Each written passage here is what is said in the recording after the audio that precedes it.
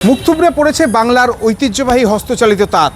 একটা সময় তাঁত নিয়ে বহু লেখালেখি করেছিলেন শান্তিপুরের এক তাঁতি বা তাঁত বিশেষজ্ঞ হরিপদ বসাক।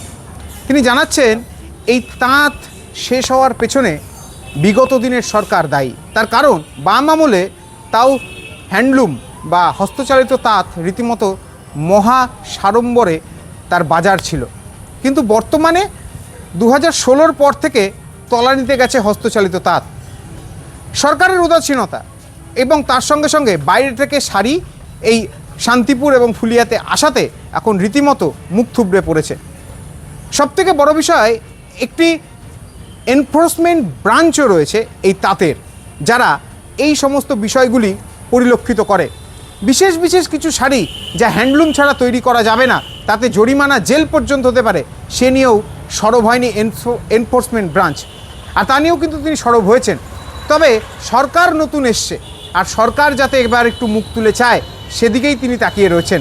তাই তিনি জানাচ্ছেন যে হস্তচালিত তাঁত শেষ হওয়ার পিছনে বাইরে থেকে আসা, অর্থাৎ সুরাট থেকে আসা শাড়ি এবং বাইরের থেকে আসা যে সমস্ত পাওয়ারলুম এবং র্যাপিয়ার মেশিন রয়েছে তা প্রত্যক্ষভাবে দায়ী।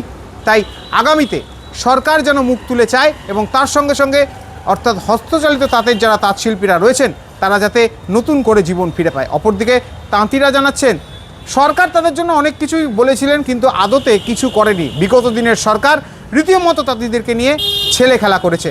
তাই তারাও চাইছে নতুন সরকার যেন মুখ তুলে চায় হস্তশিল্প তাঁতের ওপর।